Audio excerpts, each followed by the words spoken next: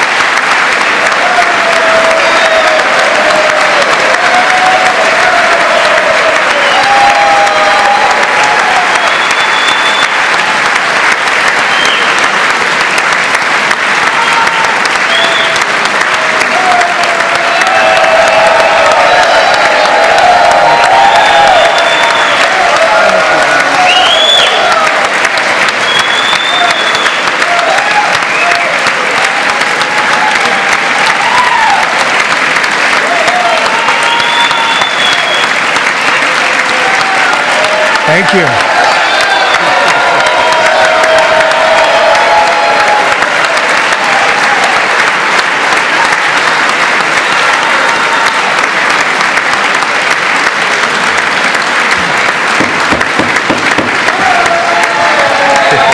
Thank you very much. Thank you very much.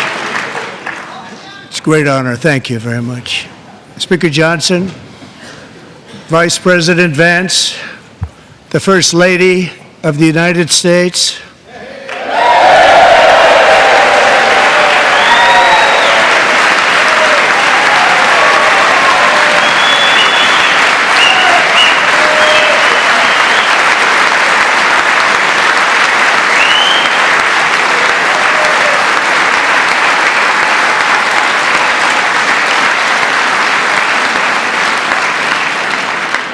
members of the United States Congress, thank you very much. And to my fellow citizens, America is back.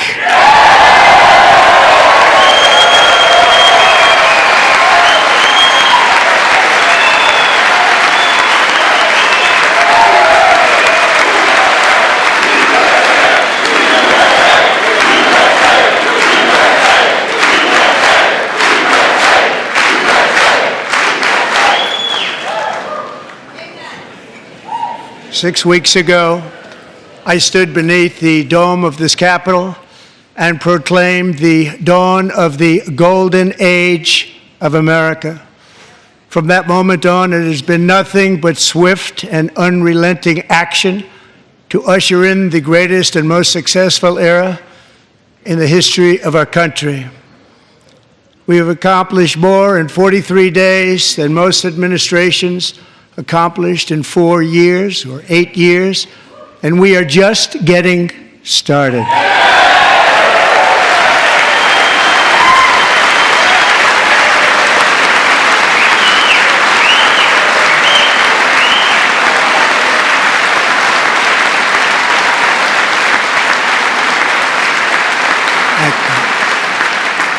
I return to this chamber tonight to report that America's momentum is back, our spirit is back, our pride is back, our confidence is back, and the American dream is surging bigger and better than ever before.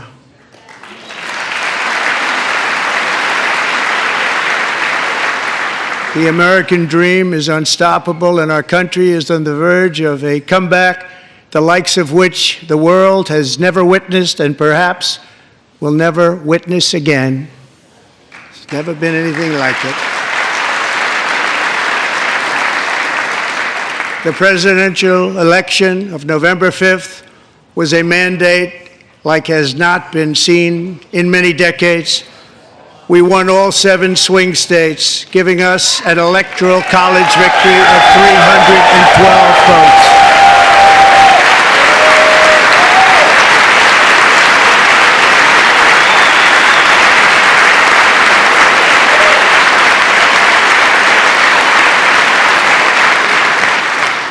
We won the popular vote by big numbers and won counties in our country.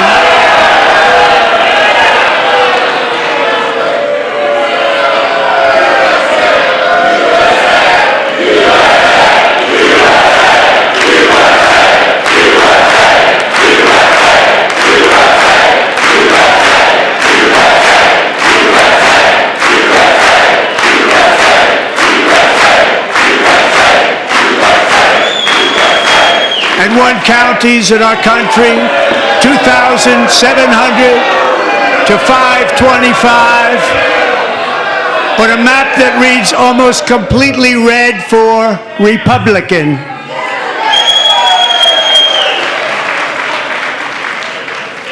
Now, for the first time in modern history, more Americans believe that our country is headed in the right direction than the wrong direction. In fact, it's an astonishing record, 27-point swing, the most ever.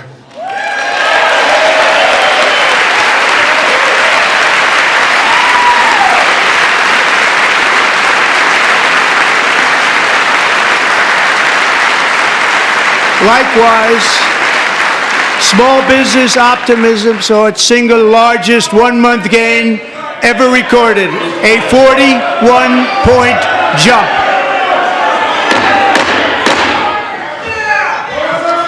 Members are directed to uphold and maintain decorum in the House and to cease any further disruptions.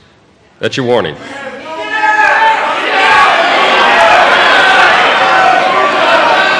Members are engaging in willful and continuing breach of decorum, and the chair is prepared to direct the Sergeant-at-Arms to restore order to the joint session.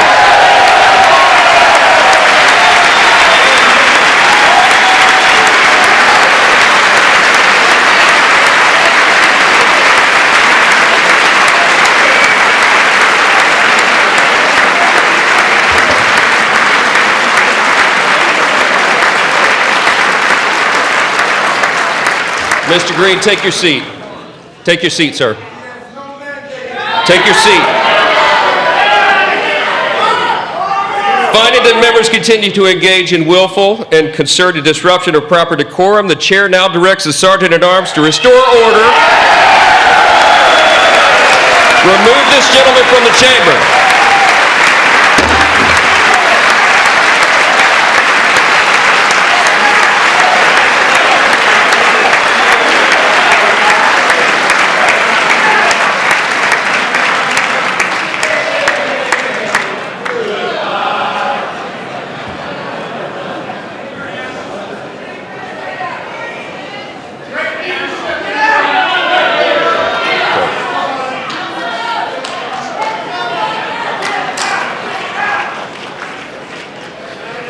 Members are directed to uphold and maintain decorum in the House. Mr. President, you continue. Thank you. Over the past 6 weeks, I have signed nearly 100 executive orders and taken more than 400 executive actions, a record to restore common sense, safety, optimism, and wealth all across our wonderful land. The people elected me to do the job, and I'm doing it.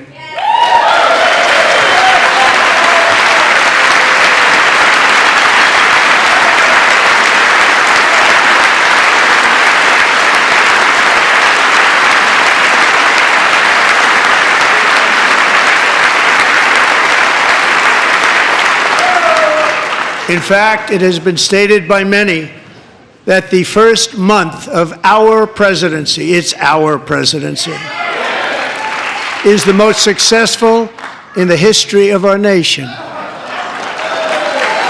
By many.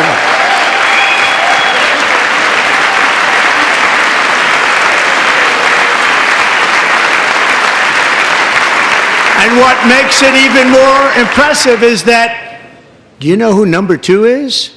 George Washington. How about that? How about that? I don't know about that list, but we'll take it. Within hours of taking the oath of office, I declared a national emergency on our southern border, and I deployed the U.S. military and Border Patrol to repel the invasion of our country. And what a job they've done. As a result, illegal border crossings last month were by far the lowest ever recorded, ever.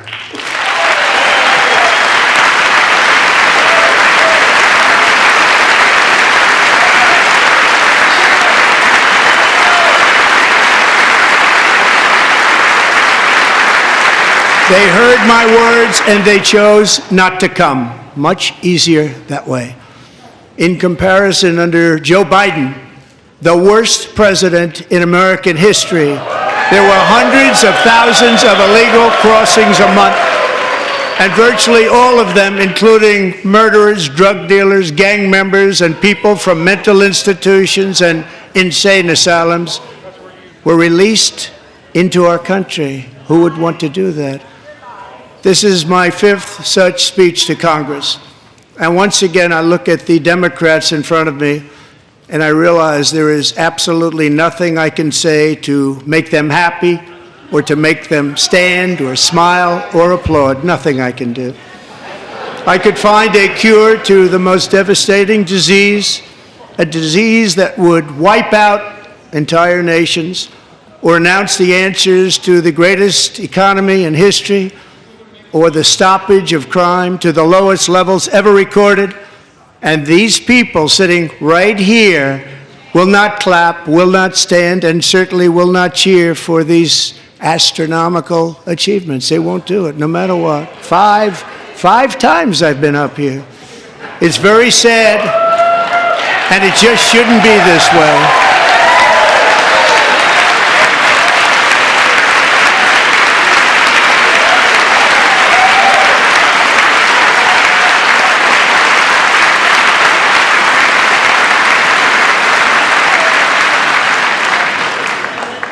So Democrats sitting before me, for just this one night, why not join us in celebrating so many incredible wins for America? For the good of our nation, let's work together and let's truly make America great again.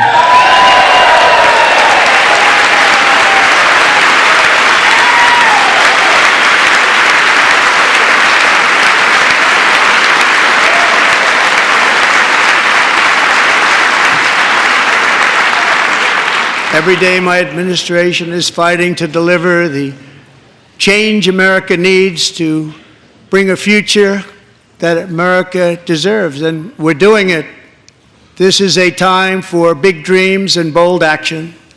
Upon taking office, I imposed an immediate freeze on all federal hiring, a freeze on all new federal regulations, and a freeze on all foreign aid.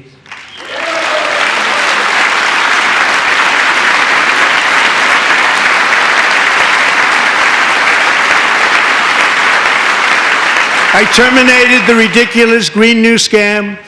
I withdrew from the unfair Paris Climate Accord, which was costing us trillions of dollars that other countries were not paying. I withdrew from the corrupt World Health Organization.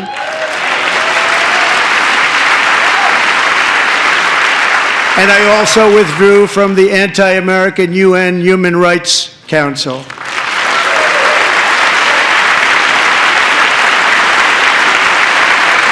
We ended all of Biden's environmental restrictions that were making our country far less safe and totally unaffordable.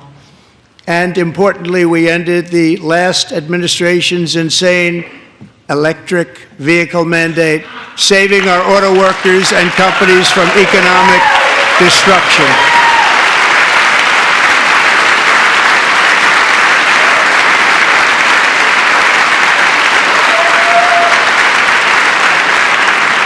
To unshackle our economy, I have directed that for every one new regulation, 10 old regulations must be eliminated, just like I did in my very successful first term.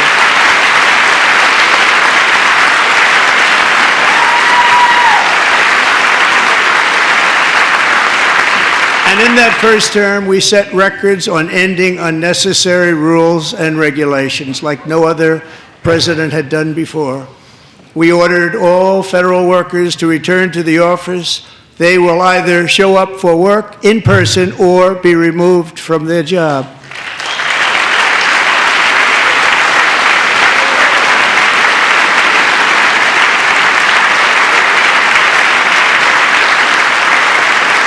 And we have ended weaponized government where, as an example, a sitting president is allowed to viciously prosecute his political opponent, like me.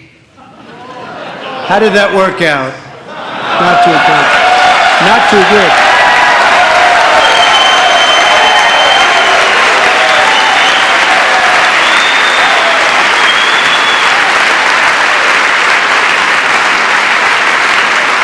And I have stopped all government censorship and brought back free speech in America. It's back.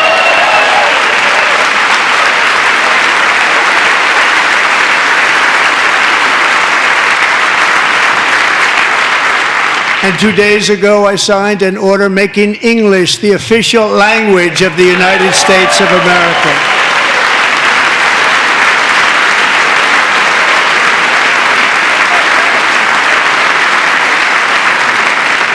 I renamed the Gulf of Mexico the Gulf of America.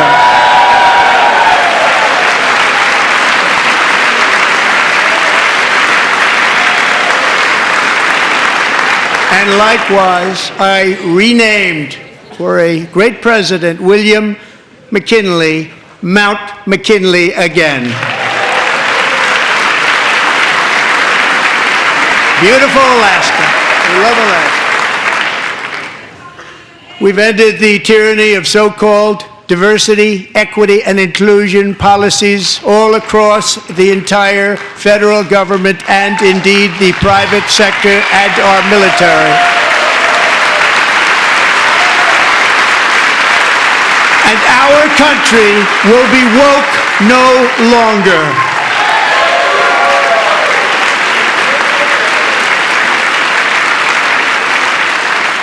We believe that whether you are a doctor, an accountant, a lawyer, or an air traffic controller, you should be hired and promoted based on skill and competence, not race or gender.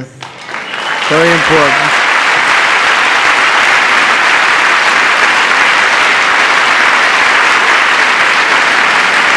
You should be hired based on merit. And the Supreme Court, in a brave and very powerful decision, has allowed us to do so. Thank you. Thank you very much. Thank you. We have removed the poison of critical race theory from our public schools, and I signed an order making it the official policy of the United States government that there are only two genders, male and female.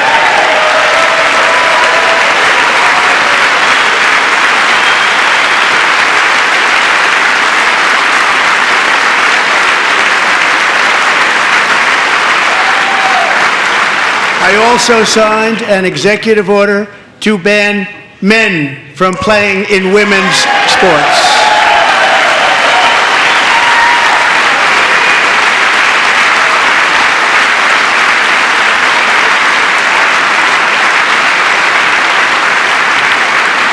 Three years ago, Peyton McNabb was an all-star high school athlete, one of the best, preparing for a future in college sports. But when her girls' volleyball match was invaded by a male, he smashed the ball so hard in Peyton's face, causing traumatic brain injury, partially paralyzing her right side, and ending her athletic career. It was a shot like she's never seen before. She's never seen anything like it. Peyton is here tonight in the gallery, and Peyton, from now on, schools will kick the men off the girls' team, or they will lose all federal funding.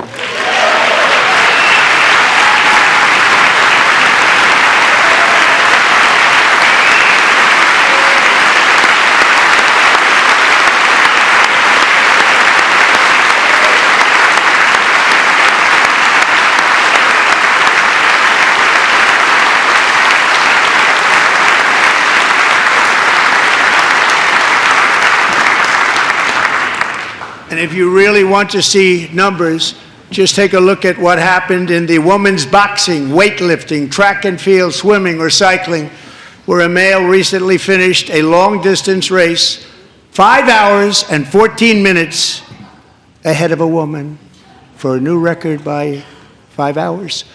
Broke the record by 5 hours. It's demeaning for women, and it's very bad for our country. We're not going to put up with it any longer.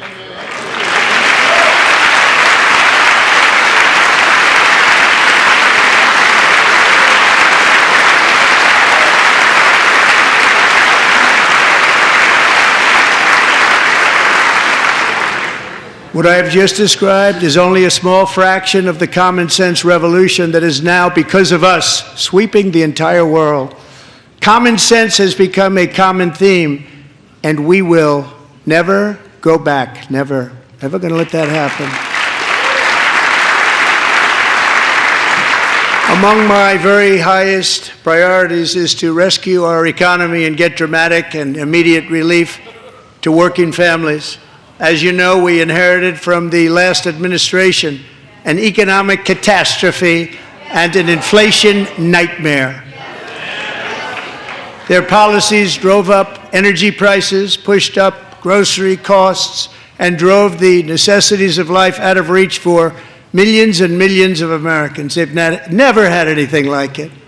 We suffered the worst inflation in 48 years, but perhaps even in the history of our country. They're not sure. As president, I'm fighting every day to reverse this damage and make America affordable again.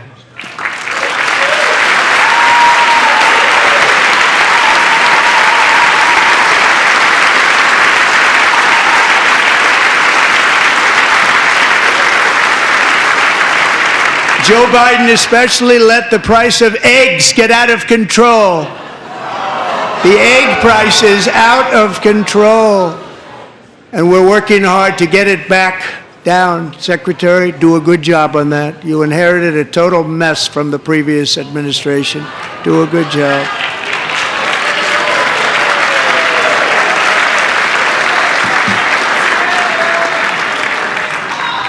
A major focus of our fight to defeat inflation is rapidly reducing the cost of energy. The previous administration cut the number of new oil and gas leases by 95%, slowed pipeline construction to a halt, and closed more than 100 power plants. We are opening up many of those power plants right now.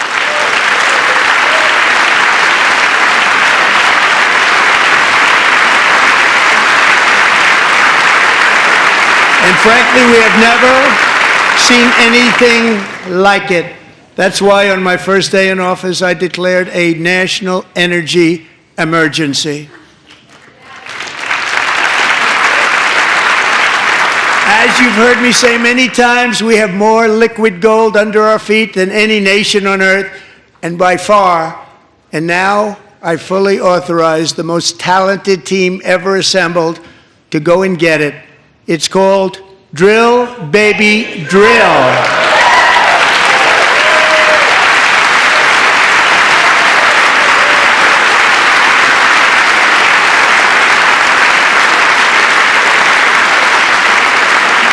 My administration is also working on a gigantic natural gas pipeline in Alaska, among the largest in the world, where Japan, South Korea, and other nations want to be our partner with investments of trillions of dollars each. There's never been anything like that one. It will be truly spectacular. It's all set to go. The permitting is gotten. And later this week, I will also take historic action to dramatically expand production of critical minerals and rare earths here in the USA.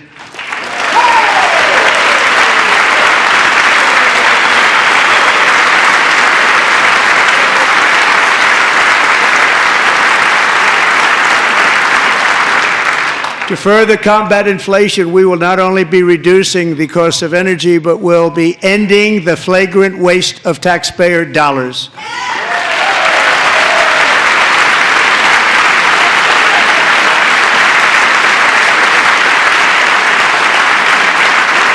And to that end, I have created the brand new Department of Government Efficiency, DOGE. Perhaps you've heard of it.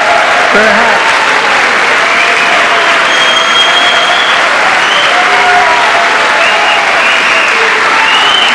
Which is headed by Elon Musk, who is in the gallery tonight.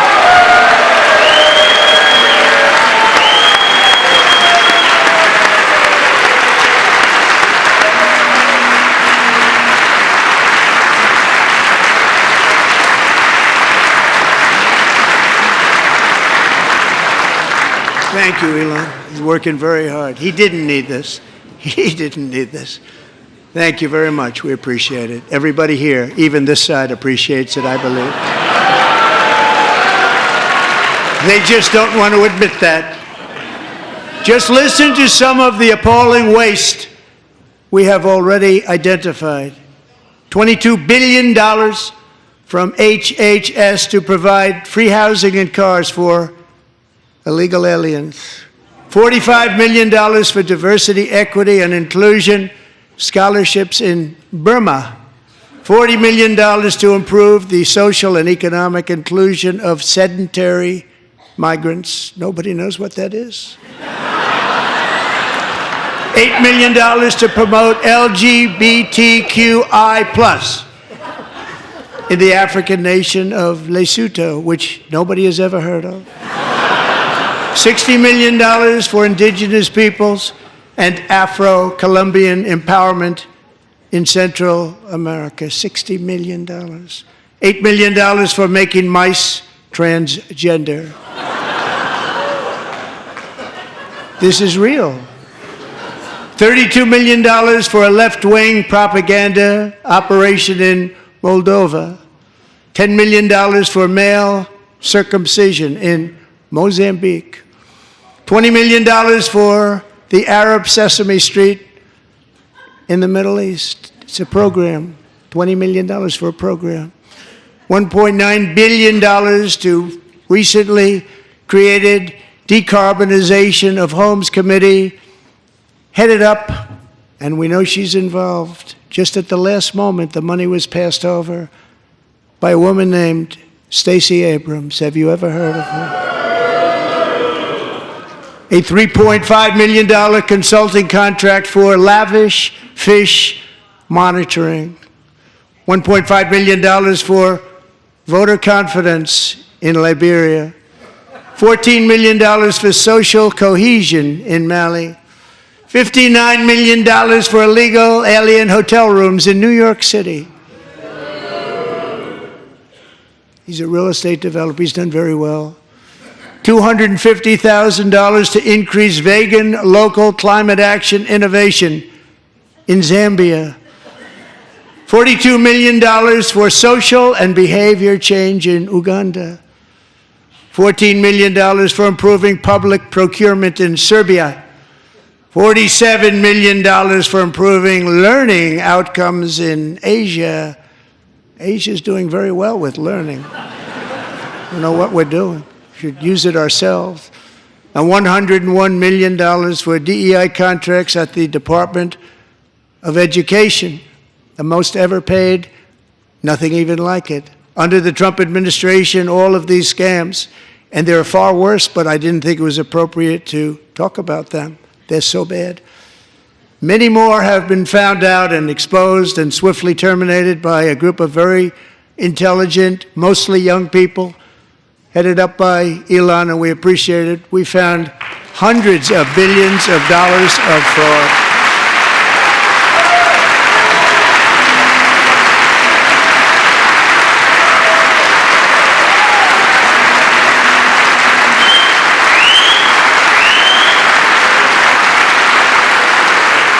And we've taken back the money and reduced our debt to fight inflation and other things. Taken back a lot of that money. We got it just in time. This is just the beginning. The Government Accountability Office, a federal government office, has estimated annual fraud of over $500 billion in our nation, and we are working very hard to stop it. We're going to. We're also identifying shocking levels of incompetence and probable fraud in the Social Security program for our seniors and that our seniors and people that we love rely on. Believe it or not, government databases list 4.7 million Social Security members from people aged 100 to 109 years old. It lists 3.6 million people from ages 110 to 119. I don't know any of them. I know some people that are rather elderly, but not quite that elderly. 3.47 million people from ages 120 to 129. 3.9 million people from ages 130 to 139. 3.5 million people from ages 140 to 149. And money is being paid to many of them, and we're searching right now. In fact, Pam, good luck. Good luck. You're going to find it. But a lot of money is paid out to people because it just keeps getting paid and nobody does, and it really hurts Social Security and hurts our country. 1.3 million people from ages 150 to 159, and over 130,000 people, according to the Social Security databases, are age over 160 years old. We have a healthier country than I thought, Bobby.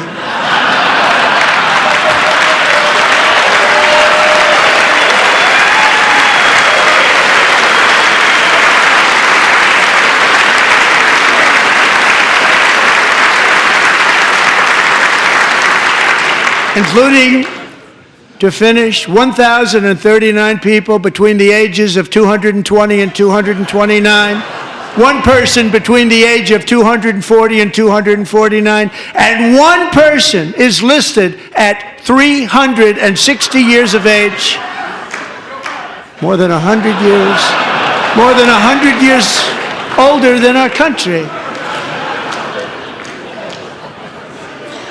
But we're going to find out where that money's going, and it's not going to be pretty. By slashing all of the fraud, waste, and theft we can find, we will defeat inflation, bring down mortgage rates, lower car payments and grocery prices, protect our seniors, and put more money in the pockets of American families.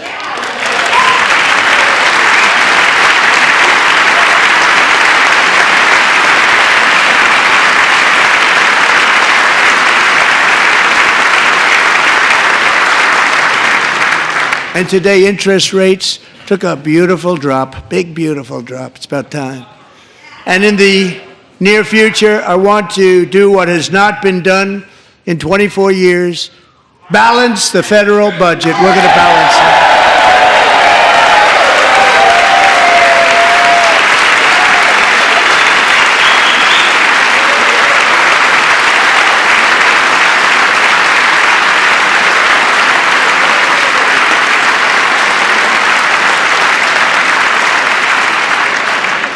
With that goal in mind, we have developed in great detail what we are calling the Gold Card, which goes on sale very, very soon. For $5 million, we will allow the most successful job-creating people from all over the world to buy a path to U.S. citizenship. It's like the green card, but better and more sophisticated. And these people will have to pay tax in our country. They won't have to pay tax from where they came. The money that they've made, you wouldn't want to do that, but they have to pay tax, create jobs. They'll also be taking people out of colleges and paying for them so that we can keep them in our country instead of having them being forced out. Number one, at the top school, as an example, being forced out and not being allowed to stay and create tremendous numbers of jobs and great success for a company out there. So while we take out the criminals, killers, traffickers, and child predators who are allowed to enter our country under the open border policy of these people, the Democrats, the Biden administration, the open border insane policies that you've allowed to destroy our country, we will now bring in brilliant, hardworking, job-creating people. They're going to pay a lot of money, and we're going to reduce our debt with that money.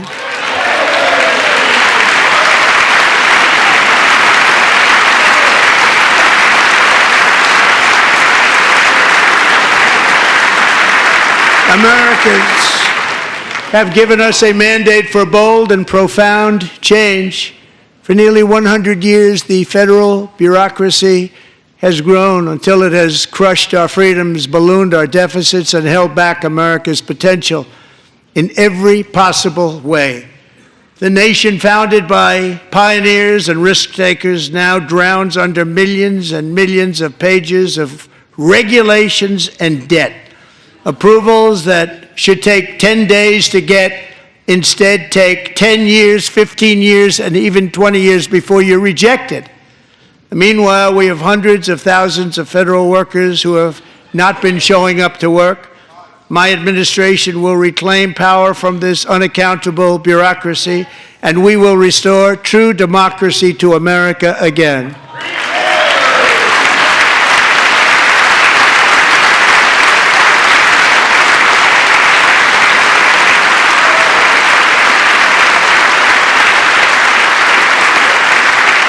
federal bureaucrat who resists this change will be removed from office immediately. Because we are draining the swamp. It's very simple. And the days of rule by unelected bureaucrats are over.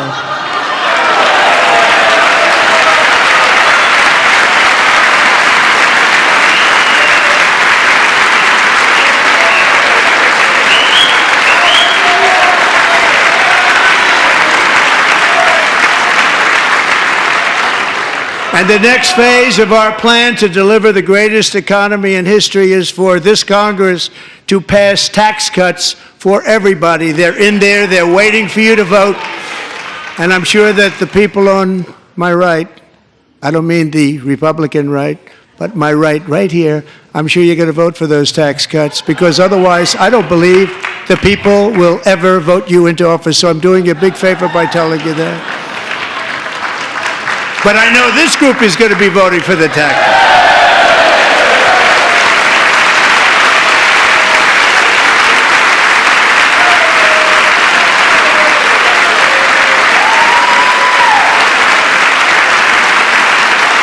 Thank you. It's a very, very big part of our plan. We had tremendous success in our first term with it. A very big part of our plan. We're seeking permanent income tax cuts all across the board.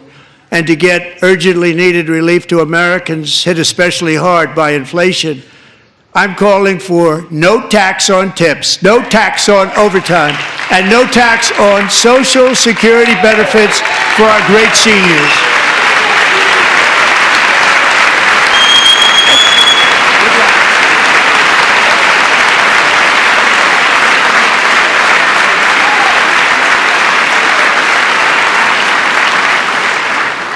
And I also want to make interest payments on car loans tax deductible, but only if the car is made in America.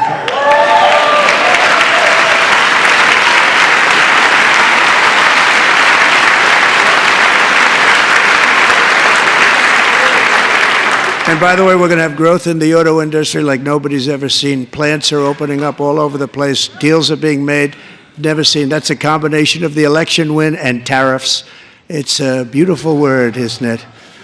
That, along with our other policies, will allow our auto industry to absolutely boom. It's going to boom. Spoke to the majors today, all three, the top people, and they're so excited. In fact, already numerous car companies have announced that they will be building massive automobile plants in America, with Honda just announcing a new plant in Indiana, one of the largest anywhere in the world.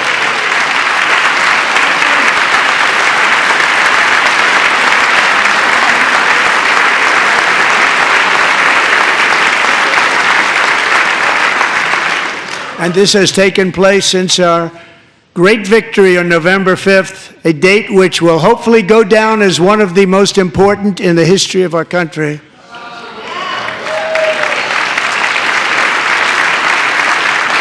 In addition, as part of our tax cuts, we want to cut taxes on domestic production and all manufacturing. And just as we did before, we will provide 100% expensing. It will be retroactive to January 20th, 2025. And it was one of the main reasons why our tax cuts were so successful in our first term, giving us the most successful economy in the history of our country, first term. We had a great first term.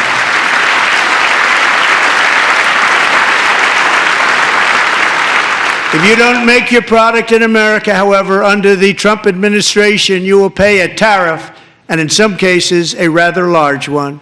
Other countries have used tariffs against us for decades, and now it's our turn to start using them against those other countries. On average, the European Union, China, Brazil, India, Mexico, and Canada, have you heard of them? And countless other nations charge us tremendously higher tariffs than we charge them. It's very unfair. India charges us auto tariffs higher than 100%.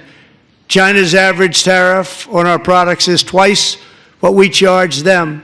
And South Korea's average tariff is 4 times higher. Think of that, 4 times higher. And we give so much help militarily and in so many other ways to South Korea, but that's what happens. This is happening by friend and foe. This system is not fair to the United States and never was, and so on April 2nd, I wanted to make it April 1st, but I didn't want to be accused of April Fool's Day. That's not, just one day was cost us a lot of money. But we're going to do it in April. I'm a very superstitious person. April 2nd, reciprocal tariffs kick in. And whatever they tariff us, other countries, we will tariff them. That's reciprocal, back and forth. Whatever they tax us, we will tax them. If they do non-monetary tariffs to keep us out of their market, then we will do non-monetary barriers to keep them out of our market. There's a lot of that, too. They don't even allow us in their market. We will take in trillions and trillions of dollars and create jobs like we have never seen before. I did it with China and I did it with others, and the Biden administration couldn't do anything about it because there was so much money they couldn't do anything about it. We have been ripped off for decades by nearly every country on earth, and we will not let that happen any longer.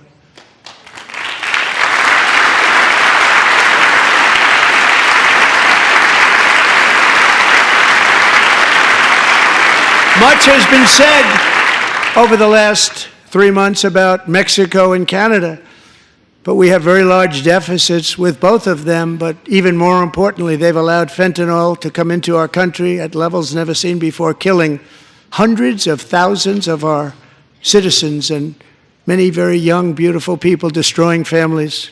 Nobody's ever seen anything like it.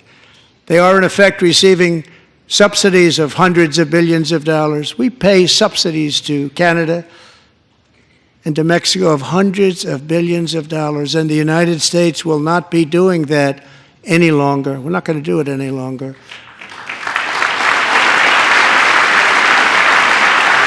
Thanks to our America First policies we're putting into place, we have had $1.7 trillion of new investment in America in just the past few weeks.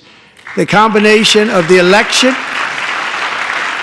and our economic policies that people of SoftBank, one of the most brilliant anywhere in the world, announced a $200 billion investment. OpenAI and Oracle, Larry Ellison, announced $500 billion investment, which they wouldn't have done if Kamala had won. Apple announced $500 billion investment. Tim Cook called me. He said, I cannot spend it fast enough. It's going to be much higher than that, I believe. They'll be building their plants here instead of in China. And just yesterday, Taiwan Semiconductor, the biggest in the world, most powerful in the world, has a tremendous amount, 97% of the market, announced a $165 billion investment to build the most powerful chips on earth right here in the USA.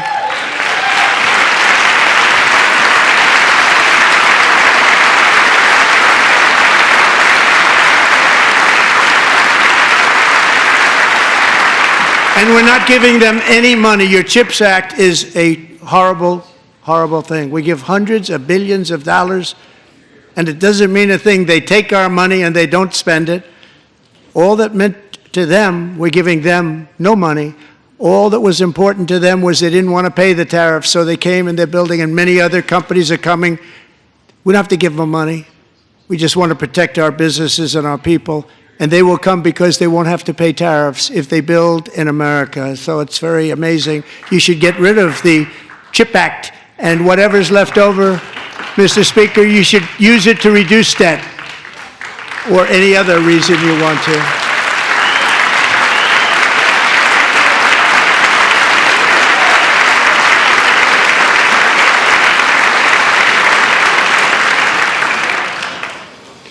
Our new trade policy will also be great for the American farmer. I love the farmer. Who will now be selling into our home market, the USA, because nobody is going to be able to compete with you. because there's goods that come in from other countries and companies. They're really in a bad position in so many different ways. They're uninspected. They may be very dirty and disgusting, and they come in and they pour in, and they hurt our American farmers. The tariffs will go on agricultural product coming into America, and our farmers, starting on April 2nd, it may be a little bit of an adjustment period. We had that before when I made the deal with China, $50 billion of purchases, and I said, just bear with me, and they did. They did. Probably have to bear with me again, and this will be even better. That was great. The problem with it was that Biden didn't enforce it. He didn't enforce it. $50 billion of purchases, and we were doing great, but Biden did not enforce it, and it hurt our farmers. But our farmers are going to have a field day right now. So to our farmers, have a lot of fun. I love you too. I love you too. It's all going to happen.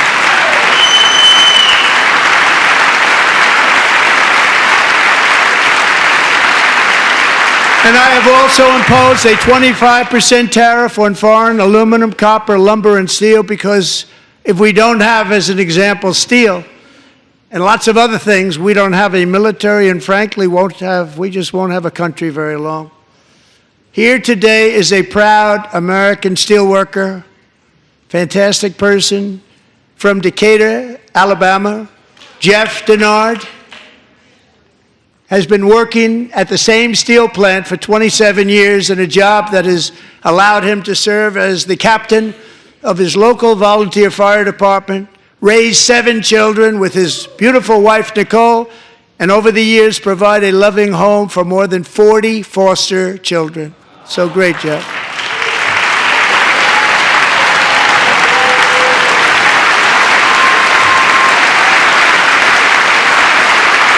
Thank you, Jeff. Thank you, Jeff.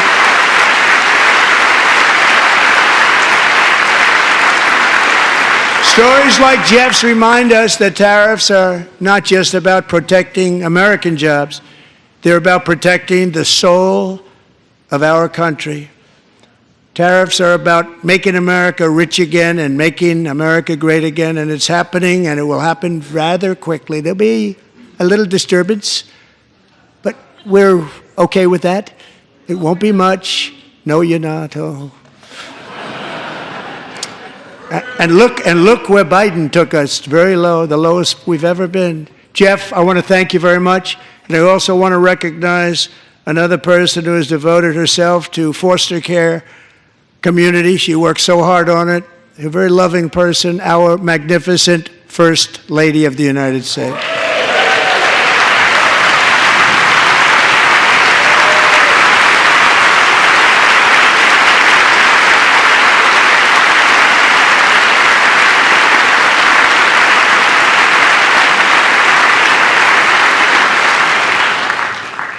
Melania's work has yielded incredible results, helping prepare our nation's future leaders as they enter the workforce. Our First Lady is joined by 2 impressive young women, very impressive.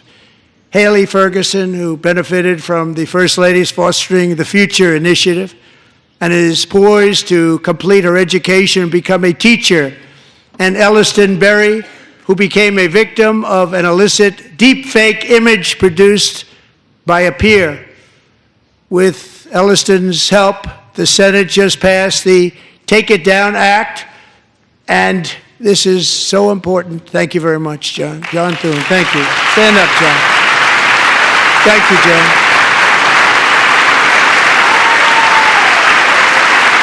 Thank you all very much.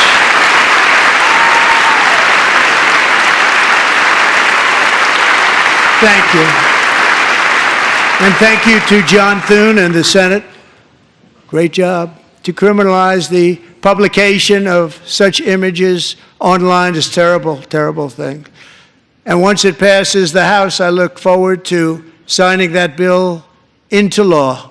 Thank you. And I'm going to use that bill for myself, too, if you don't mind. Because nobody gets treated worse than I do online. Nobody. That's great. Thank you very much to the Senate. Thank you. But if we truly care about protecting Americans' children, no step is more crucial than securing America's borders.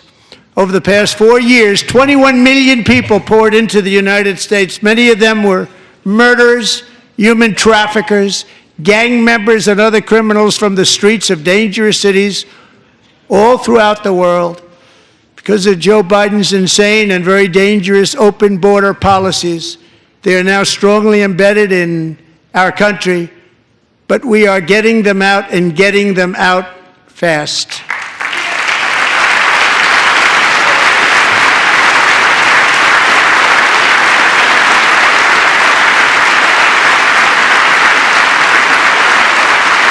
And I want to thank Tom Homan and Christy. I want to thank you and Paul of Border Patrol.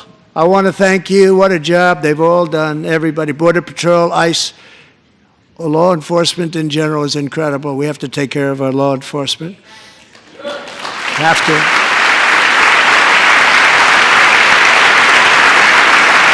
Last year,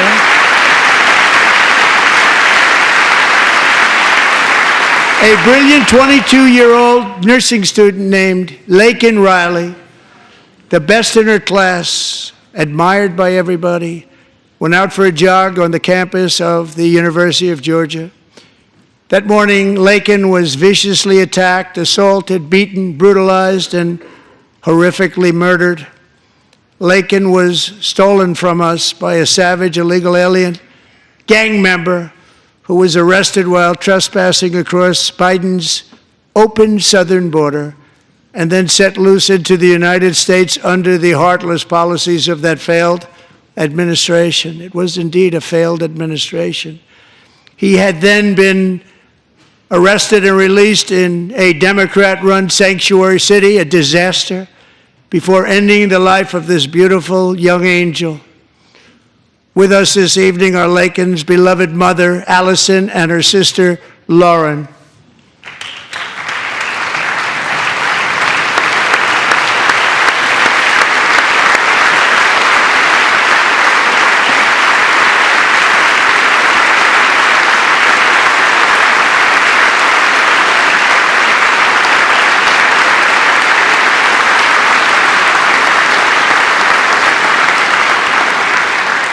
Last year, I told Laken's grieving parents that we would ensure their daughter would not have died in vain.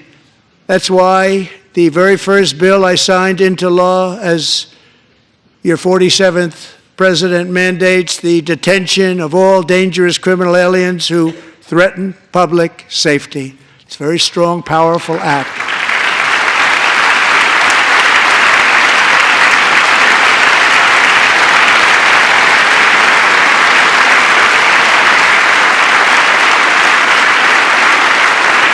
It's called the Laken-Riley Act. So Allison and Lauren, America will never, ever forget our beautiful Laken Hope Riley.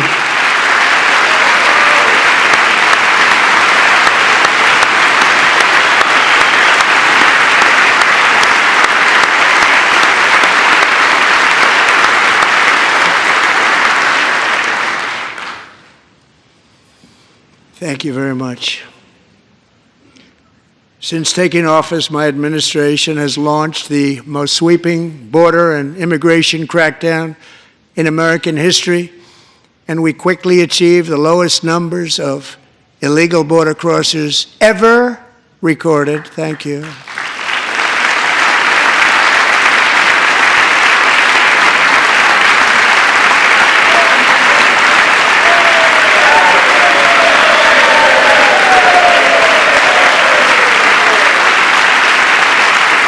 The media and our friends in the Democrat Party kept saying we needed new legislation, we must have legislation to secure the border. But it turned out that all we really needed was a new president.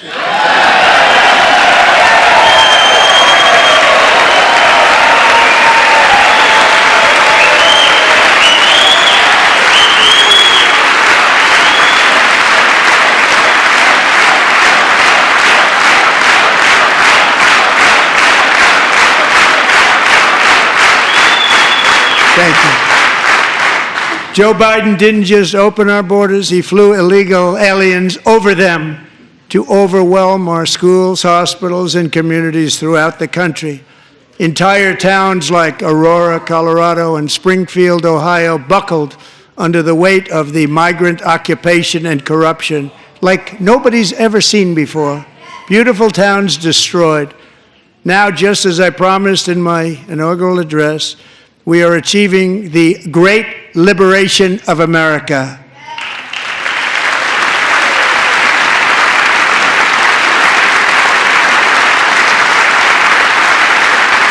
But there still is much work to be done. Here tonight is a woman I have gotten to know, Alexis Nungari from Houston. Wonderful woman. Last June, Alexis's 12-year-old daughter, her precious Jocelyn, walked to a nearby convenience store. She was kidnapped, tied up, assaulted for 2 hours under a bridge, and horrifically murdered. Arrested and charged with this heinous crime are 2 illegal alien monsters from Venezuela, released into America by the last administration through their ridiculous open border. The death of this beautiful 12-year-old girl and the agony of her mother and family touched our entire nation greatly. Alexis, I promised that we would always remember your daughter, your magnificent daughter, and earlier tonight, I signed an order keeping my word to you. One thing I have learned about Jocelyn is that she loved animals so much. She loved nature. Across Galveston Bay, from where Jocelyn lived in Houston, you will find a magnificent national wildlife refuge, a pristine, peaceful, 34,000-acre sanctuary for all of God's creatures on the edge of the Gulf of America. Alexis, moments ago, I formally renamed that refuge in loving memory of your beautiful daughter, Jocelyn. So, Mr. Vice President, if you would, may I have the order?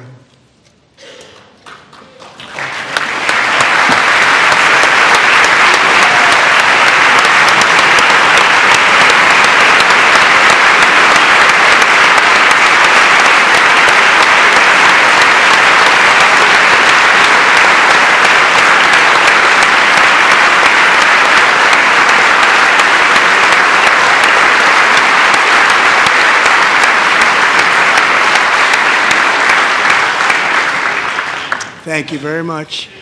All 3 savages charged with Jocelyn and Lakin's murders were members of the Venezuelan prison gang, the toughest gang, they say, in the world, known as Tren de Aragua. 2 weeks ago, I officially designated this gang, along with MS-13 and the bloodthirsty Mexican drug cartels, as foreign terrorist organizations.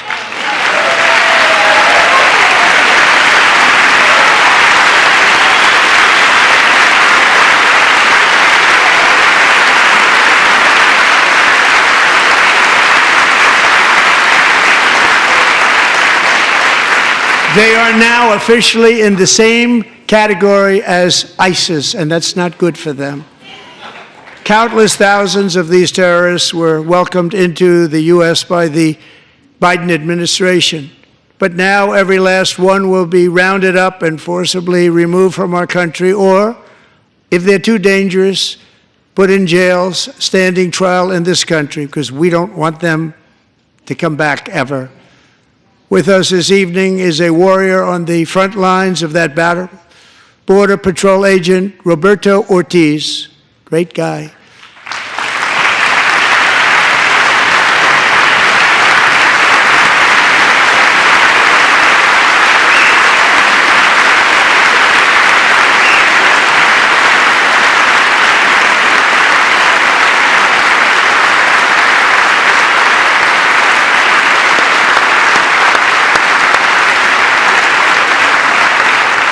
In January, Roberto and another agent were patrolling by the Rio Grande near an area known as Cartel Island. Doesn't sound too nice to me.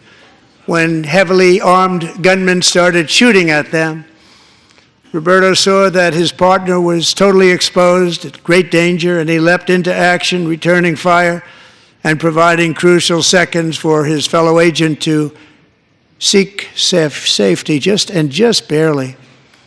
I have some of the prints of that event, and it was not good. Agent Ortiz, we salute you for your great courage and for your line of fire that you took and for the bravery that you showed. We honor you, and we will always honor you. Thank you, Roberto, very much.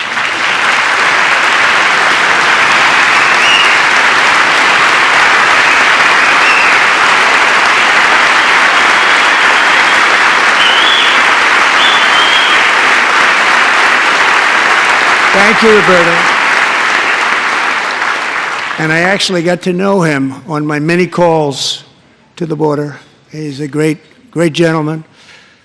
The territory to the immediate south of our border is now dominated entirely by criminal cartels that murder, rape, torture, and exercise total control. They have total control over a whole nation, posing a grave threat to our national security. The cartels are waging war on America, and it's time for America to wage war on the cartels, which we are doing.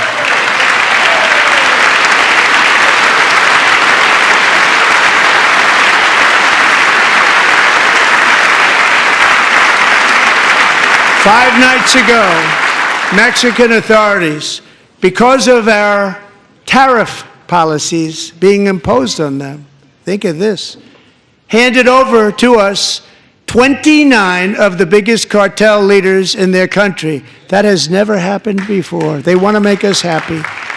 First time ever.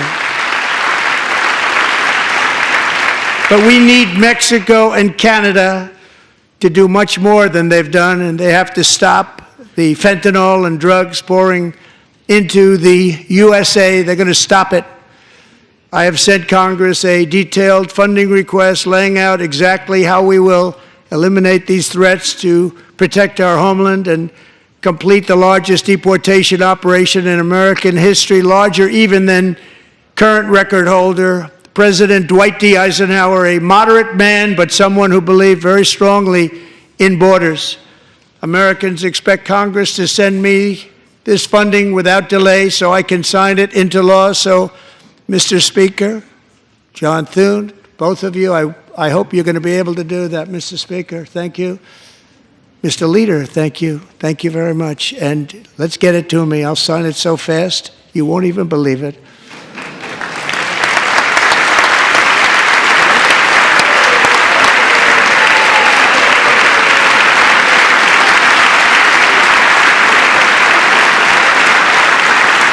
And as we reclaim our sovereignty, we must also bring back law and order to our cities and towns.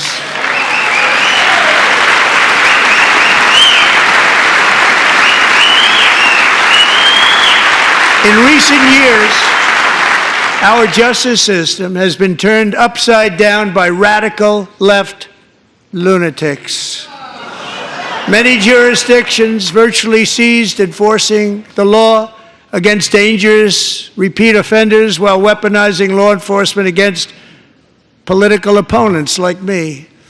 My administration has acted swiftly and decisively to restore fair, equal, and impartial justice under the constitutional rule of law, starting at the FBI and the DOJ. Pam, good luck.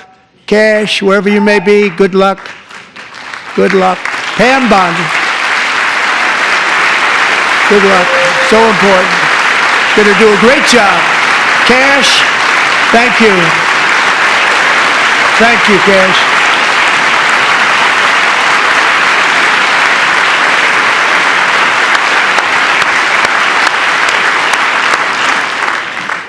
They've already started very strong. They're going to do a fantastic job. You're going to be very proud of them.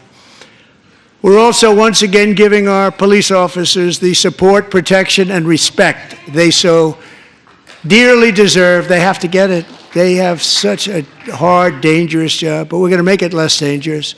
The problem is the bad guys don't respect the law, but they're starting to respect it, and they soon will respect it. This also includes our great fire departments throughout the country. Our firemen and women are unbelievable people, and we'll never forget them. And besides that, they voted for me in record numbers, so I have no choice.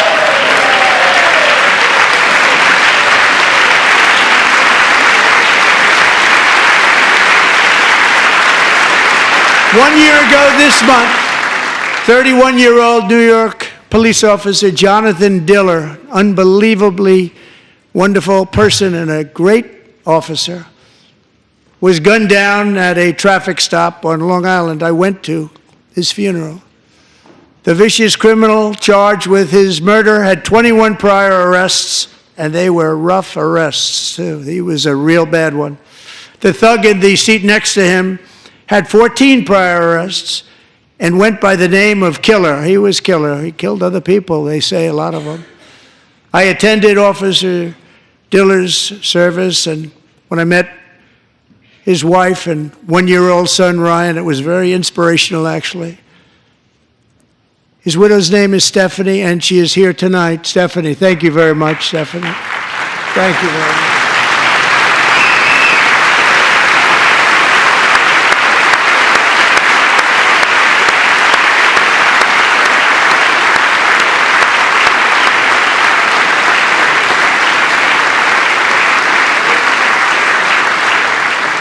Stephanie, we're going to make sure that Ryan knows his dad was a true hero, New York's finest, and we're going to get these cold-blooded killers and repeat offenders off our streets, and we're going to do it fast.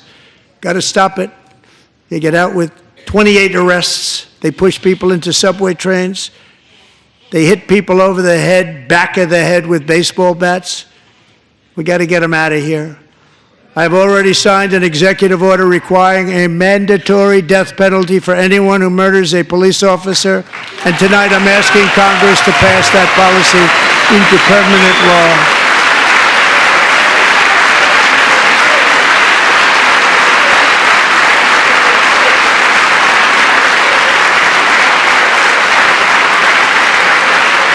I'm also asking for a new crime bill getting tough on repeat offenders while enhancing protections for America's police officers so they can do their jobs without fear of their lives being totally destroyed. They don't want to be killed. We're not going to let them be killed. Joining us in the gallery tonight is a young man who truly loves our police. His name is DJ Daniel. He is 13 years old, and he has always dreamed of becoming a police officer.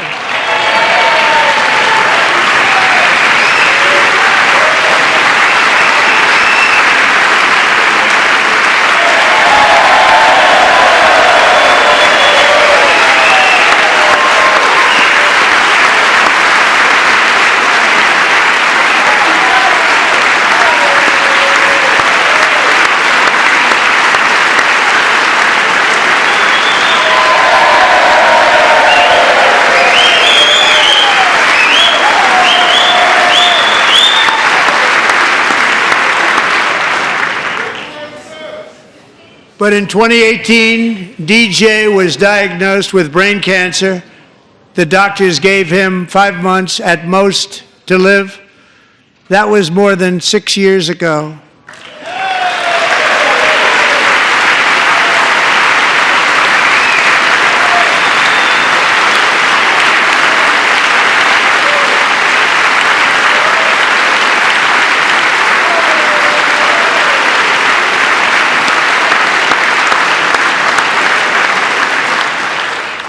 Since that time, DJ and his dad have been on a quest to make his dream come true, and DJ has been sworn in as an honorary law enforcement officer, actually a number of times. The police love him, the police departments love him.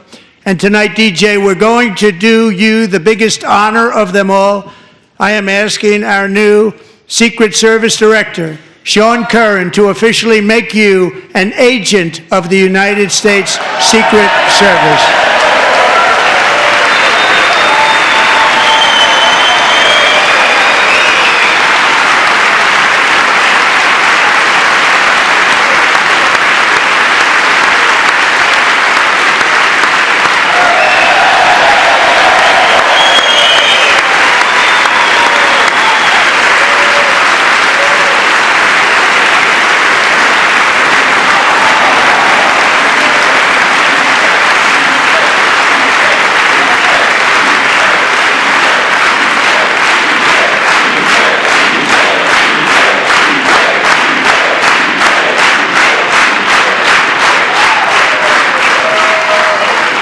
Thank you, DJ. DJ's doctors believe his cancer likely came from a chemical he was exposed to when he was younger. Since 1975, rates of child cancer have increased by more than 40%. Reversing this trend is one of the top priorities for our new presidential commission to make America healthy again, chaired by our new Secretary of Health and Human Services, Robert F. Kennedy, Jr.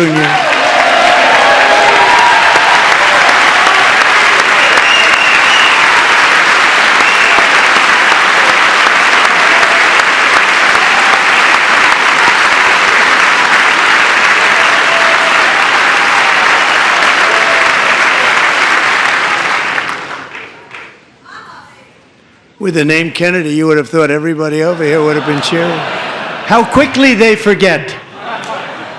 Our goal is to get toxins out of our environment, poisons out of our food supply, and keep our children healthy and strong. As an example, not long ago, and you can't even believe these numbers, 1 in 10,000 children had autism, 1 in 10,000. And now it's 1 in 36. There's something wrong, 1 in 36, think of that. So we're going to find out what it is, and there's nobody better than Bobby and all of the people that are working with you. You have the best to figure out what is going on. Okay, Bobby, good luck. It's a very important job. Thank you. Good job.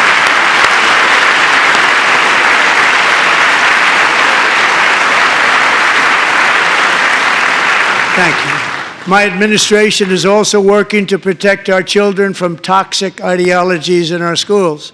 A few years ago, January Littlejohn and her husband discovered that their daughter's school had secretly socially transitioned their 13-year-old little girl. Teachers and administrators conspired to deceive January and her husband while encouraging her daughter to use a new name and pronouns. They, them pronoun, actually, all without telling January, who is here tonight and is now a courageous advocate against this form of child abuse. January, thank you. Thank you. Thank you very much.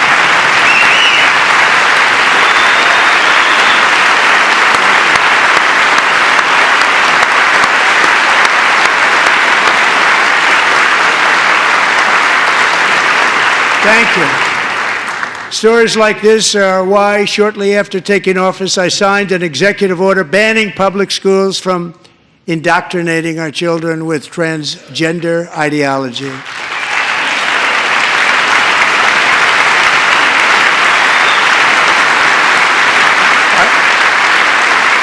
I also signed an order to cut off all taxpayer funding to any institution that engages in the sexual mutilation of our youth.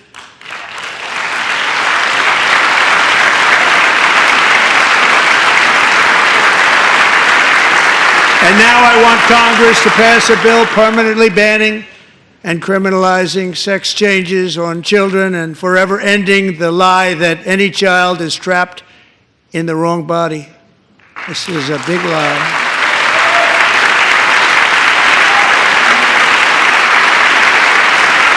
And our message to every child in America is that you are perfect exactly the way God made you.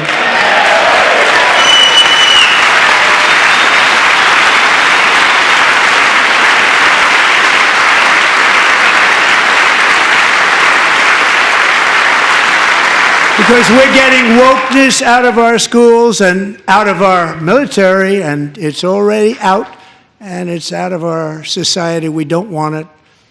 Wokeness is trouble. Wokeness is bad. It's gone. It's gone. And we feel so much better for it, don't we? Don't we feel better? Our service members won't be activists and ideologues. They will be fighters and warriors. They will fight for our country. And Pete, congratulations. Secretary of Defense, congratulations.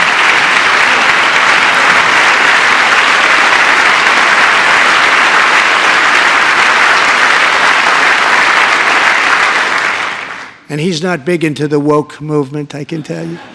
I know him well. I am pleased to report that in January, the U.S. Army had its single best recruiting month in 15 years, and that all armed services are having among the best recruiting results ever in the history of our services. What a difference.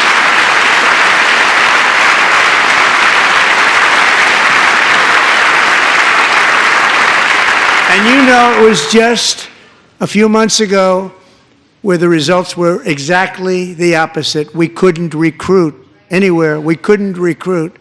Now we're having the best results just about that we've ever had. What a tremendous turnaround. It's really a beautiful thing to see. People love our country again. It's very simple. They love our country, and they love being in our military again. So it's a great thing, and thank you very much. Great job. Thank you.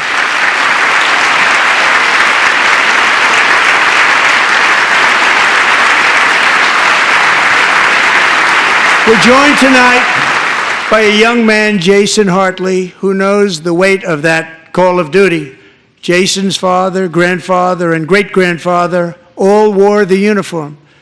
Jason tragically lost his dad, who was also a Los Angeles County Sheriff's deputy when he was just a boy, and now he wants to carry on the family legacy of service. Jason is a senior in high school, a six-letter varsity athlete, a really good athlete, they say, a brilliant student with a 4.46, that's good, GPA. And his greatest dream is to attend the U.S. Military Academy at West Point.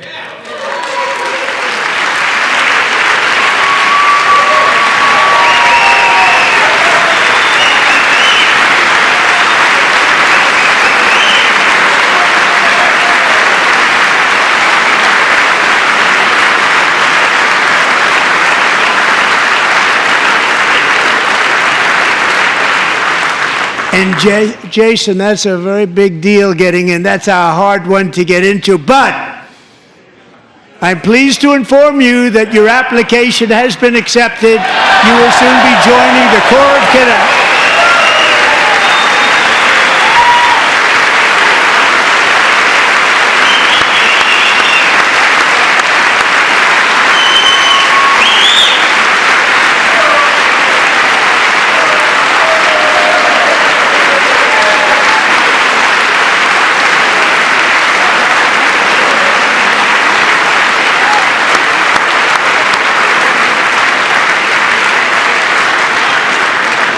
Thank you. Jason, you're going to be on the long gray line, Jason.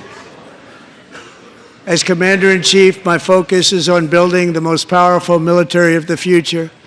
As a first step, I'm asking Congress to fund a state-of-the-art Golden Dome missile defense shield to protect our homeland, all made in the USA.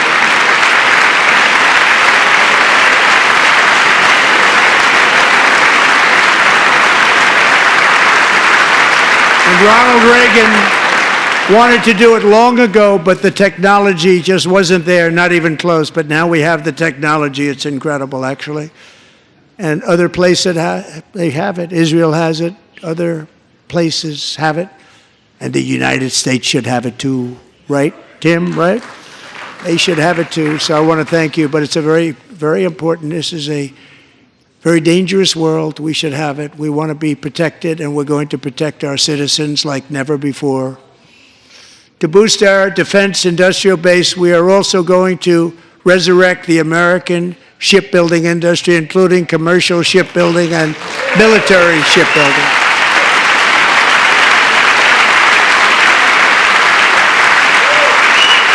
And for that purpose, I am announcing tonight that we will create a new Office of Shipbuilding in the White House and offer special tax incentives to bring this industry home to America where it belongs. We used to make so many ships.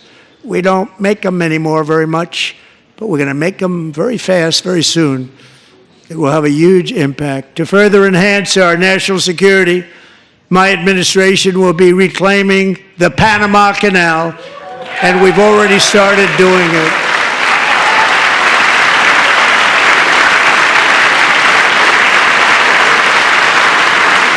Just today, a large American company announced they are buying both ports around the Panama Canal and lots of other things having to do with the Panama Canal and a couple of other canals.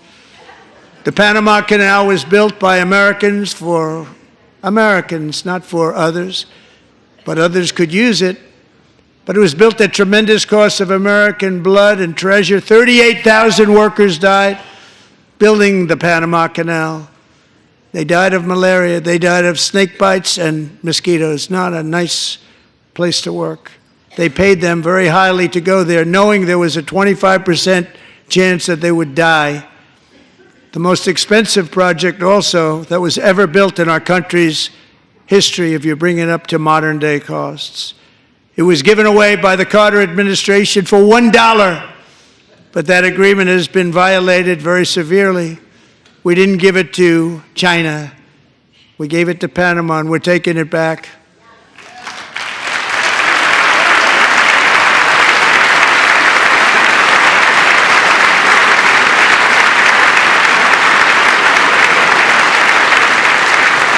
And we have Marco Rubio in charge. Good luck, Marco.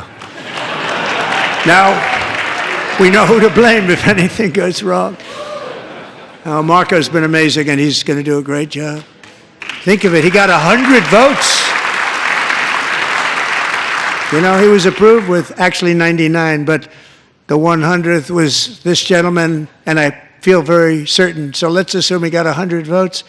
And I'm either very, very happy about that or I'm very concerned about it. But he's already proven. I mean, he's a great gentleman. He's respected by everybody, and we appreciate you voting for Marco. He's going to do a fantastic job. Thank you. Thank you. He's doing a great job. Great job. And I also have a message tonight for the incredible people of Greenland. We strongly support your right to determine your own future. And if you choose, we welcome you into the United States of America. We need Greenland for national security and even international security, and we're working with everybody involved to try and get it. But we need it really for international world security. And I think we're going to get it. One way or the other, we're going to get it. We will keep you safe. We will make you rich, and together we will take Greenland to heights like you have never thought possible before. It's a very small population, but very, very large piece of land and very, very important for military security. America is once again standing strong against the forces of radical Islamic terrorism. 3.5 years ago, ISIS terrorists killed 13 American service members and countless others in the Abbey Gate bombing during the disastrous and incompetent withdrawal from Afghanistan. Not that they were withdrawing, it was the way they withdrew. Perhaps the most embarrassing moment in the history of our country. Tonight I am pleased to announce that we have just apprehended the top terrorist responsible for that atrocity, and he is right now on his way here to face the swift sword of American justice.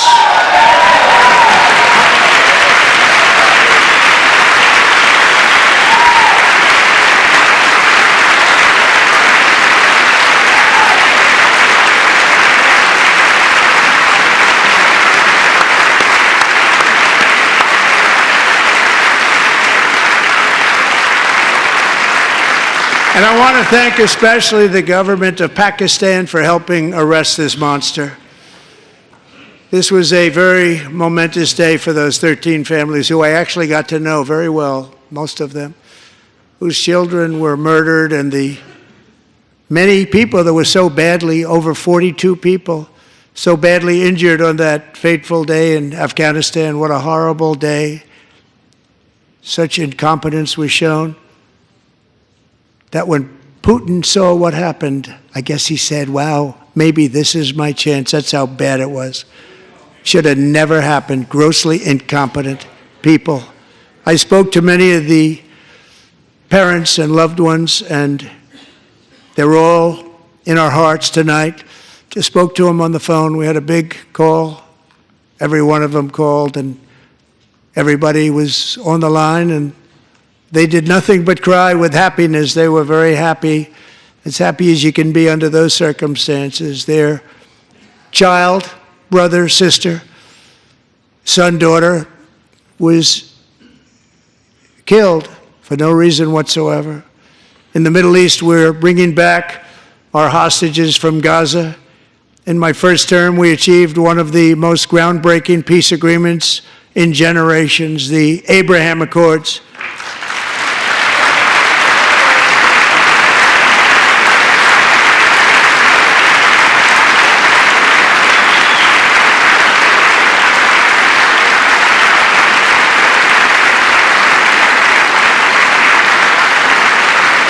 And now we're going to build on that foundation to create a more peaceful and prosperous future for the entire region. A lot of things are happening in the Middle East. People have been talking about that so much lately with everything going on with Ukraine and Russia.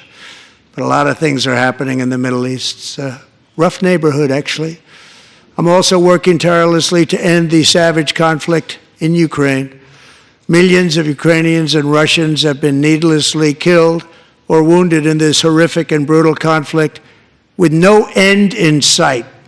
The United States has sent hundreds of billions of dollars to support Ukraine's defense with no security, with no anything.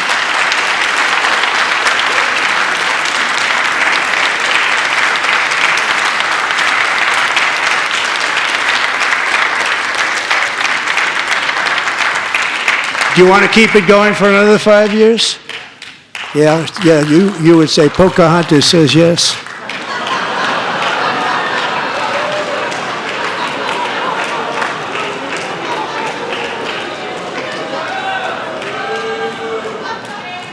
$2,000 people are being killed every single week.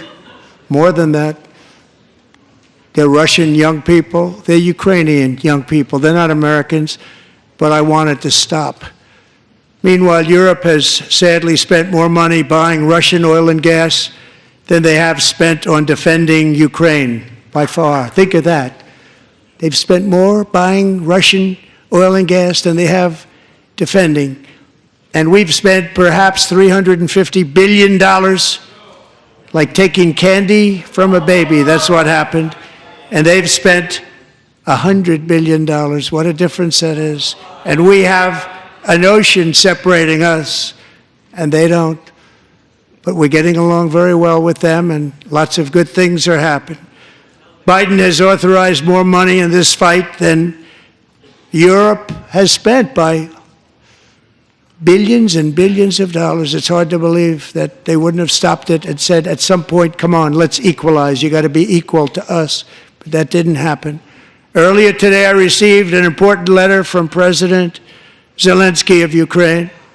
The letter reads, Ukraine is ready to come to the negotiating table as soon as possible to bring lasting peace closer.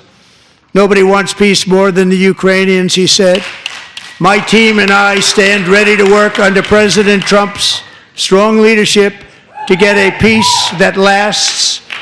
We do really value how much America has done to help Ukraine maintain its sovereignty and independence. Regarding the agreement on minerals and security, Ukraine is ready to sign it at any time that is convenient for you. I appreciate that he sent this letter, just got it a little while ago. Simultaneously, we've had serious discussions with Russia and have received strong signals that they are ready for peace. Wouldn't that be beautiful? Wouldn't that be beautiful?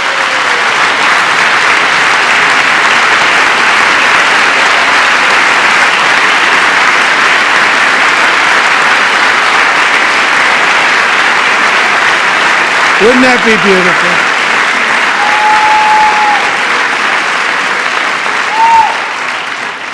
It's time to stop this madness. It's time to halt the killing. It's time to end this senseless war. If you want to end wars, you have to talk to both sides. Nearly 4 years ago, amid rising tensions, a history teacher named Mark Fogel was detained in Russia and sentenced to 14 years in a penal colony. Rough stuff. The previous administration barely lifted a finger to help him. They knew he was innocent, but they had no idea where to begin.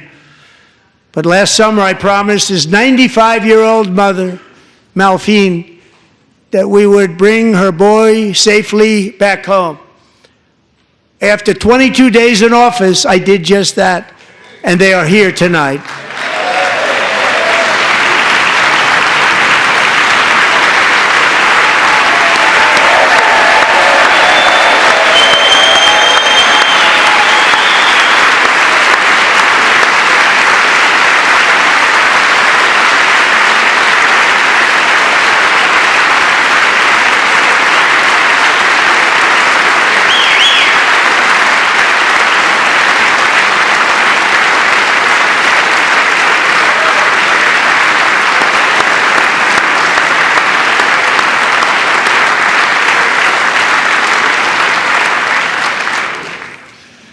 To Mark and his great mom, we are delighted to have you safe and sound and with us.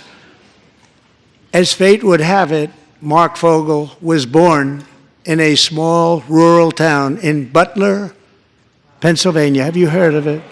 Where his mother has lived for the past 78 years. I just happened to go there last July 13th for a rally. That was not pleasant.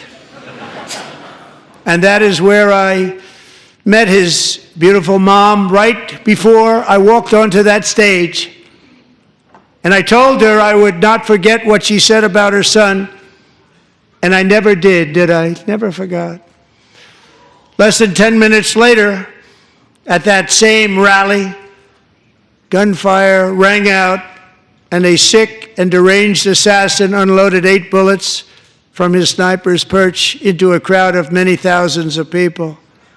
My life was saved by a fraction of an inch, but some were not so lucky.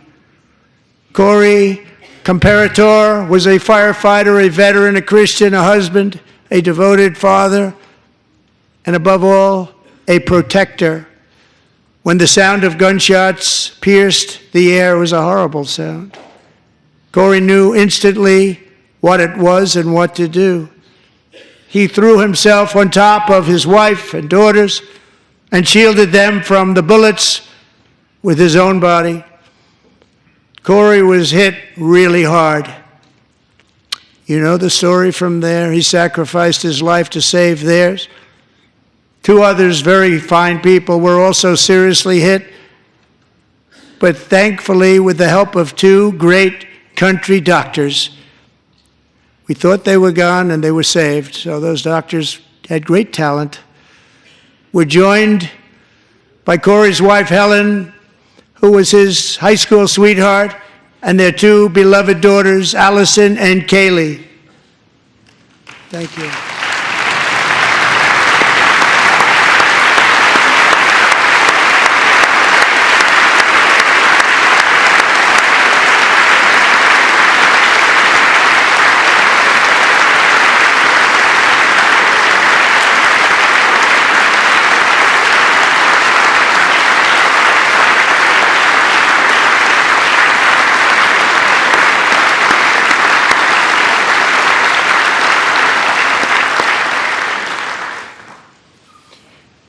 To Helen, Allison, and Kaylee, Corey is looking down on his 3 beautiful ladies right now, and he is cheering you on. He loves you. He is cheering you on. Corey was taken from us much too soon, but his destiny was to leave us all with a shining example of the selfless devotion of a true American patriot. It was love like Corey's that built our country, and it's love like Corey's that is going to make our country more majestic than ever before. I believe that my life was saved that day in Butler for a very good reason. I was saved by God to make America great again. I believe that. Thank you.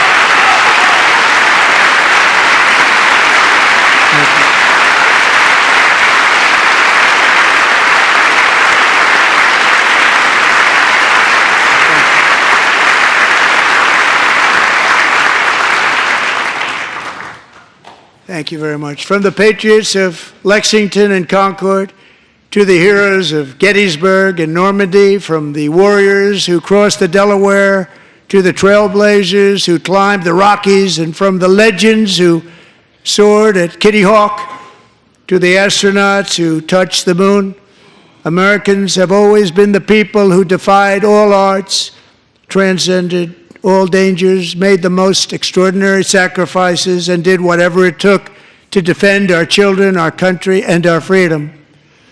And as we have seen in this chamber tonight, that same strength, faith, love, and spirit is still alive and thriving in the hearts of the American people. Despite the best efforts of those who would try to censor us, silence us, break us, destroy us, Americans are today a proud, free, sovereign, and independent nation that will always be free, and we will fight for it till death. We will never let anything happen to our beloved country, because we are a country of doers, dreamers, fighters, and survivors. Our ancestors crossed a vast ocean, strode into the unknown wilderness, and carved their fortunes from the rock and soil of a perilous and very dangerous frontier. They chased our destiny across a boundless continent. They built the railroads, laid the highways, and graced the world with American marvels like the Empire State Building, the mighty Hoover Dam, and the towering Golden Gate Bridge. They lit the world with electricity, broke free of the force of gravity, fired up the engines of American industry, vanquished the communists, fascists, and Marxists all over the world, and gave us countless modern wonders sculptured out of iron, glass, and steel. We stand on the shoulders of these pioneers who won and built the modern age, these workers who poured their sweat into the skylines of our cities, these warriors who shed their blood on fields of battle and gave everything they had for our rights and for our freedom. Now it is our time to take up the righteous cause of American liberty. And it is our turn to take America's destiny into our own hands and begin the most thrilling days in the history of our country. This will be our greatest era. With God's help, over the next 4 years, we are going to lead this nation even higher, and we are going to forge the freest, most advanced, most dynamic, and most dominant civilization ever to exist on the face of this earth. We are going to create the highest quality of life, build the safest and wealthiest and healthiest and most vital communities anywhere in the world. We are going to conquer the vast frontiers of science, and we are going to lead humanity into space and plant the American flag on the planet Mars and even far beyond.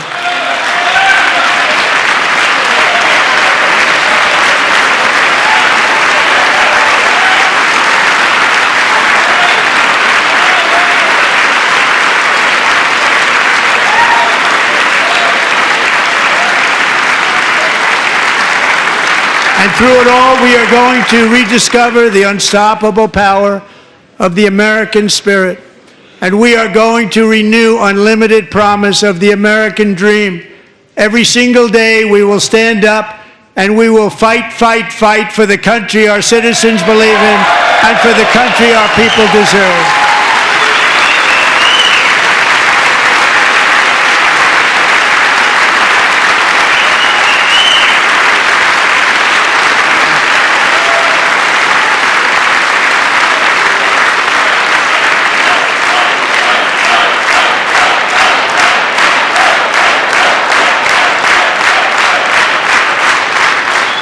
My fellow Americans, get ready for an incredible future, because the golden age of America has only just begun. It will be like nothing that has ever been seen before. Thank you, God bless you, and God bless America.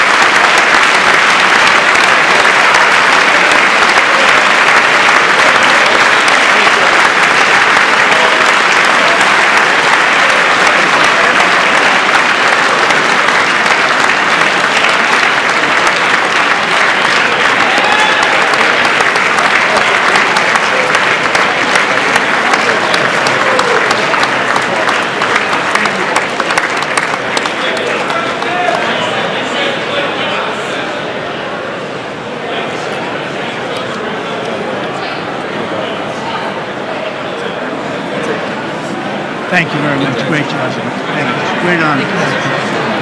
Thank you. Thank you. Get this place going, all right? Thank you, sir. Thank you. It's a great honor. Thank you. Thank you, Mr. President. Thank you very much. Yes, sir. Very much. Thank you very much. Appreciate it. Thank you. See you soon. Teaching young people to love America. Well, I'm trying to. Great guy. Thank you. That's your favorite. Thank you. Thank you. Thank you very much. Appreciate it. Howard, Thank you again. Thank you again. Won't forget. So good. Yeah, it's good. So good, sir. Thank you. Best. Terrific, Mr. Really good. It's really outstanding. Thanks. Thank you. Yes, sir. Thank you. Good job, Mr. President. Thanks. We got you. Great. President, one of your best speeches. Thanks again, Mr. President. Thank you, Mr. President. Thanks for the phone call last night, too. Absolutely. You know that. Thank you very much. I'll do it. Just give me the information. I'm not going to get it, please. Sorry. Thank you, everybody. Great speech. Great speech. Thank you. Best speech ever. Yes. Good. Congratulations. Good job. Can you sign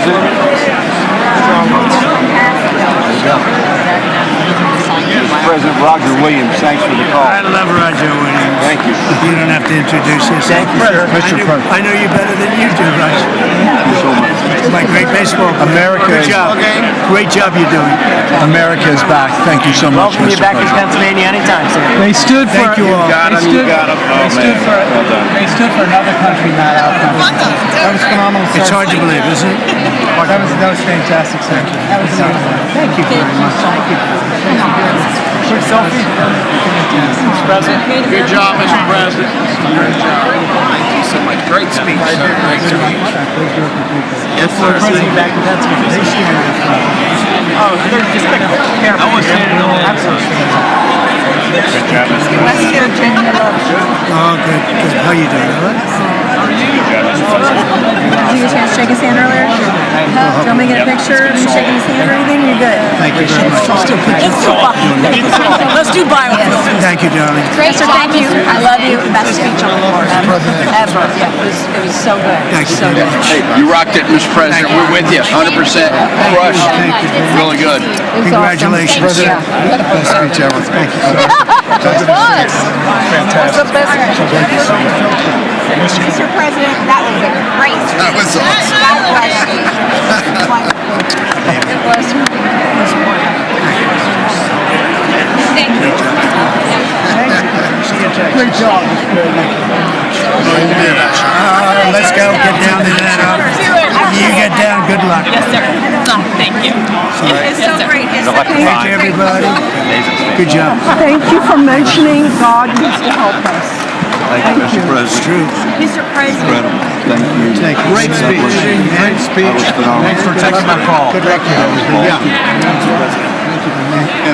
My man. Thank you for standing You strong. really triggered those people. Tremendous, Mr. President. Thank Somebody you. did. Thank you so much. Thank you, Mr. President. Thanks for the beneficial ownership in this week. That was Oh, a good yeah. one. Thanks for mentioning farmers. Well, we love our farmers. Thank you, man. Thank you, Mr. President. You earned this night. Thank you very much. Appreciate it. Worked hard. Ass off, sir. Thank you, man. Proud of you. Thank you, Mr. President. Thank you so much. Great again, brother. Thank you. Good endorsement here for you. I did indeed. You better believe it. Very well Good done, sir. endorsement. President, home run. Thank you very much. Killed it. Thank you, Mr. President. Thank you, everybody. You did great. Thank you. Good job. Thank you. Great to see you. Slam dunk. You're doing good. Thank you, sir. You did amazing, per usual. Thank you. I'll see you. Thank you. Yes, sir. Thank you. Hey, cheese. Thank you. Love you, Mr. President. Yes. Thank you, everybody. Look at this beautiful. New congressman from Eastern Washington. We've never met. Oh, Michael that's Baumgartner. good. I was one of Mike Leach's best friends. Oh, that's He thinks good. very Oh, highly Mike of you. was- oh, he was great. Tremendous. He was a great guy. Great What a speech. Great speech. Thank you. Thank you very much. Mr. Virginia, you did a great job. Yeah, thank you very much. Home run, Mr. Yes, my President. God. Home run. Home run. That was a good one. President, good to see you, sir. Good job. Thank you very much. Looking good. Look at him. I need to talk to you about some buildings, some public buildings. You let me know. I will. Thank you, sir. Mr. President. Gus, crazy.